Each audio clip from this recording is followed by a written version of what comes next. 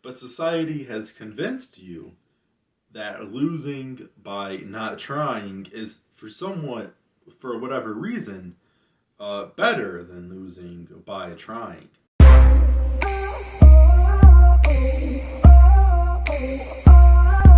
Yo guys, what's up? It's EricTube101 here coming at you guys today with another video. And in today's video, I wanted to talk about this concept that I've had on my mind for a little bit here. And it's basically that risk doesn't exist uh, in the format that many people think it does. And what I really mean by this is that risk cannot exist if what you're risking is getting nothing in return. Because by not taking the action, you're already getting nothing in return. You're already getting the most negative um, thing that you're risking. For an example, a lot of men are afraid to approach girls because of rejection. But rejection is just not getting the girl. When if you don't approach the girl, you automatically 100% will not get the girl. So instead of risking it, you're just guaranteeing your loss. Another really good example is me literally recording this YouTube video right now. I'm risking people not liking it. That's the biggest risk in making this YouTube video right now. And a lot of people would think that's silly if they're not thinking about starting a YouTube channel. But a lot of people either don't start YouTube channels or start YouTube channels and quit because people don't like their videos right away. But you're risking people not liking your videos. But if you don't take the action and upload a video, there is a 100% chance that nobody will like your content because nobody will have access to your content. And so, in my opinion, that's almost worse than risking some people not liking your content. And with some people not liking your content, it's only going to actually higher your chances and make it a better risk for your next video because you're going to understand how to improve later on after months of doing it, because no one understands something right away, but you just get better and better in time.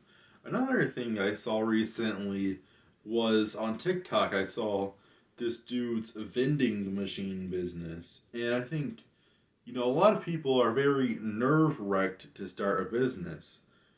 But what are you actually risking? You're risking your business failing, but what happens if your business fails? You might lose some money, but your life probably isn't going to be that horrible. Your life is probably going to return to an earlier stage before you started the business, most likely speaking. You're already at this stage right now. So, what you're risking by taking the action is returning to where you are right now. But by not taking the action, you will have never started your business. You will have never lived out one of your dreams. You'll have never gained that experience in your life.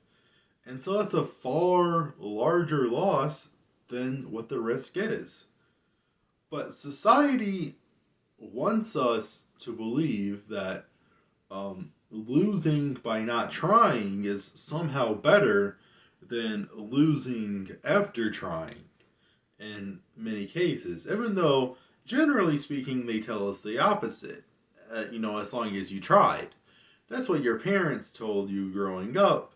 But then you get into these adult situations like asking someone out, and all of a sudden, psychology wise, your brain thinks the opposite. Your brain thinks that it's better to not try at all than to try and lose. But by not trying, you have 100% of losing because you never tried. And so that's what I mean by risk really doesn't exist in most cases. Now, Gambling is a different word. I want to clear that up real quick because I know I might get a comment about it. Gambling is definitely a different word because you say, oh, well, I risked buying $150 worth of lottery tickets. No, you gambled $150 on the lottery. Now, the difference between gambling and risking, I guess, is the percent chances of winning and the effect of losing. Gambling can have very drastic effects, and it's likely to have drastic effects. Risking, it's sometimes, if you don't risk, it has a more dramatic effect, and usually that's the case. The stock market is another big example. People are afraid to lose their money. Um, but what are you losing really? If you lose money on the stock market, it very, very seldomly throughout history drops below 10%. Unless if you're doing extraordinarily risky investments, you very seldomly would lose more than 10%. But by not starting investing and not starting on your day trading journey like I do, you'll have never gotten the experience of day trading. You'll never know if you like the stock market. You'll never know if you could have made a whole lot of money on the stock market. You'll never know these things. But you're afraid to try because of, $50 maybe. Maybe, a very small percentage of your total savings right now that you can gain back relatively rapidly, even if you do lose. But what you're losing by not trying, you'll never be able to recover. You'll never be able to recover the loss of experience at an earlier age if you wished you would have done it.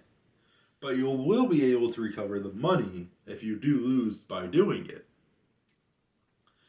And by the way, that just on the stock market, it's never gone down, you know, as a whole over a 5 year period. We've never had a depression or a down spiral last over 5 years.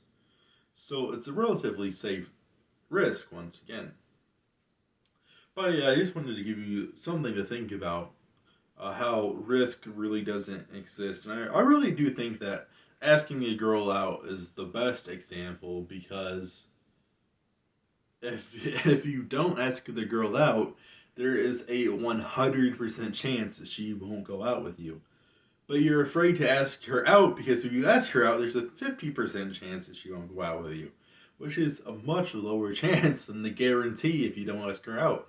But society has convinced you that losing by not trying is for whatever reason, better than losing by trying. And it's just such a bizarre concept to me. So I wanted to leave you guys with this concept, and I might make more concept videos in the future. I think, sort of about this sort of stuff a lot. And so I hope you guys enjoyed this video, and if you did, please hit the like button down below, and I'll see you guys in the next one.